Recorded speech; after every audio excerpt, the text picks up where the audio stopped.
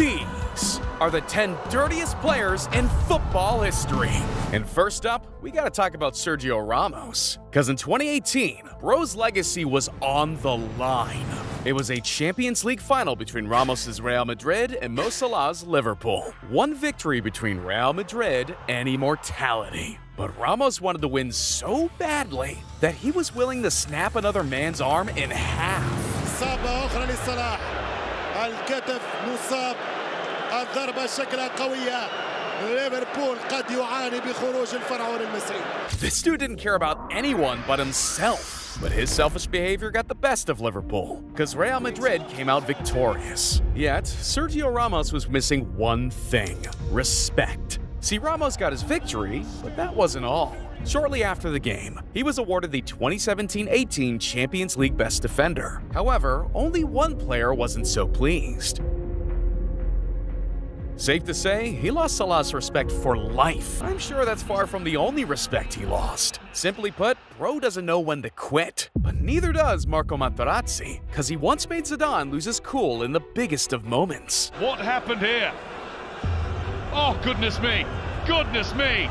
Zinedine Zidane just plants one into the chest of Marco Materazzi. The referee cannot have seen that. Not only was it the 2006 World Cup final, but this decision would haunt Zidane for a lifetime. Without their star player, France lost control. Meanwhile, Italy was able to keep their control, and it led to the unthinkable. Thinking about the job he has to do, and that's all. And Grosso has done that job. The kick that means Italy win the World Cup in 2006. Wow. This act of rage just determined the fate of 2 countries. And none of it would have happened without Marco Materazzi. And so this begs the million-dollar question. What did he say to tick off Zidane?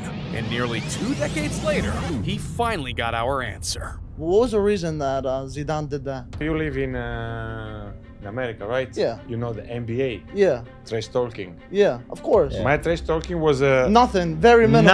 Nothing Yeah. compared to the trash talking. They love that in the US though. Yes. He offered me his jersey. Yeah. I say no, I prefer your sister. But for number 8, Diego Costa literally throws a legend to the ground. Gerrard having to dig in against him and gets the decision, and now Gerrard reacts angrily. Is this a third incident involving Diego Costa? Come on, bro. Why you gotta disrespect Steven Gerrard like that? But this dude has a history of poking the bear, cause my man was about to take things to another level. Diego Costa wasn't happy with that challenge. And I think Barry was probably getting yellow carded for that, and that kind of reaction. And sticking his face into Barry.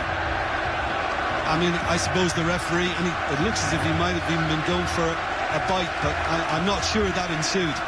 I get a cheap shot, but biting another man's ear? This has gone too... Ben Foster has played with many different players over the years, but when asked who was the worst of all, his answer was simple. It's Diego Costa, because he was just a filthy little rat. And he would just snarl and scratch, and he wouldn't leave you alone, and he wouldn't give you a second's breath. Imagine getting compared to a filthy little rat. That's how you know you're dirty. But it's one thing to have a history of crossing the line, and it's another to send a player off in a wheelchair. Yet, in 2016, one player did just that. He runs into Nigel de Jong. Foul the other way. Nagy holding his leg. And I didn't know it could get that much worse, until I remembered this guy was straight out of Cobra Kai. He doesn't just strike first and strike hard, but his definition of no mercy is kicking another man in the face. He's lucky. That could have been a red card. Probably should have been. No attempt to play the ball at all. First, a player ends up in a wheelchair, and now a player is getting karate kicked in the face. But if all that wasn't enough, he would also piss off all of America. And Donovan's pass ahead to Holden. Stuart Holden. Oh, that hurts. Yeah, that's a bad challenge, actually. And it was the first foul you saw. That Bronkhorst comes in late, the number 5 left back, and he challenges Stuart Holden. There's a clip of the heels and puts him off balance. He's still on his feet. And then it's a late challenge there from Nigel de Jong. Catches him just high above the ankle, looks like. It's clear this dude doesn't have any regard for human life. Yet, it took years for Nigel de Jong to become the villain he is today. However, another player managed to become a villain in just a few minutes. And in 2011, Gennaro Gattuso put together one of the most rage-filling sequences the Champions League has ever seen. How do you not get a red card for that? But then what about this is the bit that look, then he gets up and he's giving it back to the crowd like he's done well. He could have broke your Luca's leg. It's a disgrace. Absolute disgrace. Well, they should look at that, surely. That is a dangerous tackle. There we go. But he's been at it all game, really, hasn't he? Yeah. See, that in itself's a booking. Yeah. You know, if you raise your hands in an aggressive manner, he has to go. This man just shoved Tottenham's assistant coach only to run it back. Yellow card. And then this is full-time, a clear headbutt. Yeah, it's just cowardly, that, isn't it? Are you serious? This dude's shirtless now? Bro thinks he's all tough when he's only embarrassing himself. But sooner or later, you'd have to imagine he'd learn his lesson and keep his temper under control. But you'll be wrong. Fast forward to now, and bro is a team manager. And trust me, he's just as fired up as before.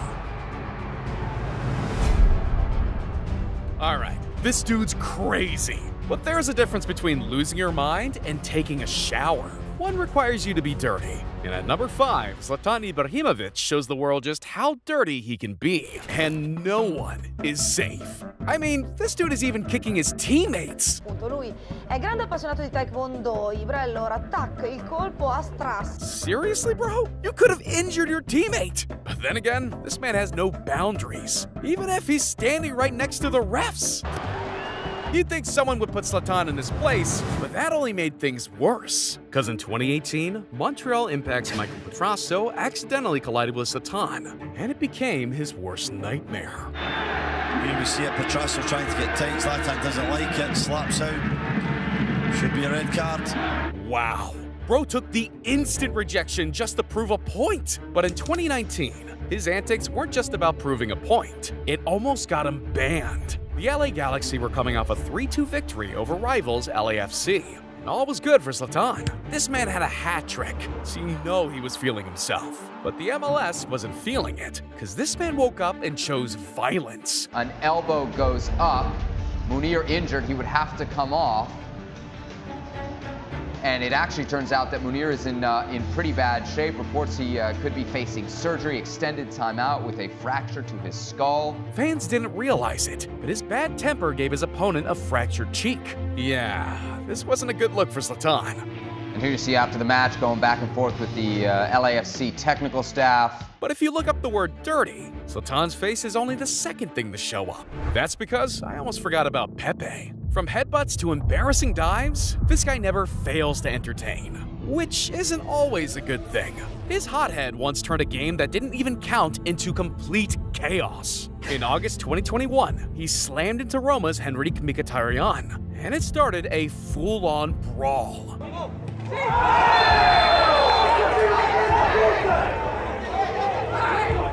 Yet, unlike the other players, Pepe is dangerous. See, he knows how to get away with his dirty moves. And that cheap shot? He got away with it scot-free. But he wasn't always so lucky. And in the 2014 World Cup, he took a cheap shot that no referee could ignore. Oh, Pepe gets into trouble, and Pepe is having a right go here.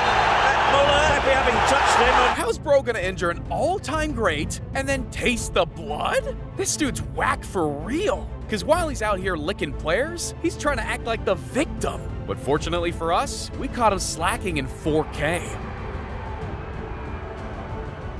It's clear this dude wants to win at any cost. Just like it's clear he's not winning any Oscars. And if you want to factor in his play against Barcelona over the years, it becomes more off, but alright. We've reached the 3 dirtiest players in football history. And at number 3, it's only right we talk about the one player I don't want to see at a bar.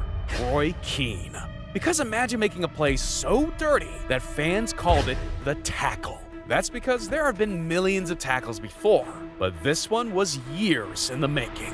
See, it all started back in 1997, because when Keane fell to the ground, he instantly knew his season was over. But his opponents weren't very sympathetic, and Keane was on the ground crying out of pain when a player called cap.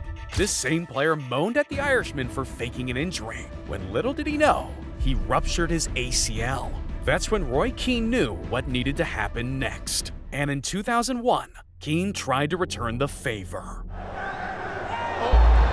Roy Keane on Haaland. It's a red card issued by David Ellery to Manchester United's captain for the 4th time. Safe to say, bro got his revenge. Only there might be such a thing as too much revenge. Keane had only meant to hurt Haaland, but it turns out he was injured. And because of it, it resulted in a $5,000 fine. But Keane wishes it only costed him 5 Gs, because once he opened his mouth, there was no going back. A year later, Keane revealed in his autobiography how he really felt, going as far to say, "I've waited long enough. I hit him hard. The ball was there. Take that, you cunt. And don't you ever stand over me sneering about fake injuries." And at this moment, it became blatantly obvious. This dude had zero remorse for his actions. So what did the league do? They conversed amongst each other and handed the bro a 150 G fine. And not just that, but they also gave him a 5-match ban.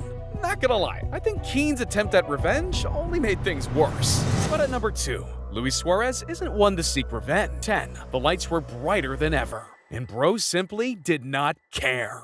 Uruguay was trying to qualify for their first FIFA World Cup semi-final since 1970. And for Suarez, the objective was simple: win at all costs. So when Uruguay found themselves with their back against the wall, you knew things were going to get dicey. It's going to get the flick in, and Muslera, cleared on the line. The referee's assistant is flagging. But here's the deal. Most players will play dirty if it means helping their country in the World Cup. I couldn't head it, so I did like that. Yet Suarez's questionable behavior goes a step further. See, this man might have the weirdest fetish, period. Daar. Ja, hij bijt Bakal gewoon. Wow, bro really took a page out of Mike Tyson's book. And fans thought this would be the last time. He wasn't being nasty. He was just doing, and that was it. Until Suarez shocked everyone. Towards him, Suarez, I thought, what's he doing? Because he's sunk his teeth in there, has he? At this point, he's a full-on vampire. Yet, he still had one more trick up his sleeve. Only this time, millions would be watching. However, that still didn't stop him from doing the unthinkable. Here he is again, running to the box. There's the first challenge. Oh dear. Oh, surely not again. Hiding another player in the World Cup? That takes some serious cojones.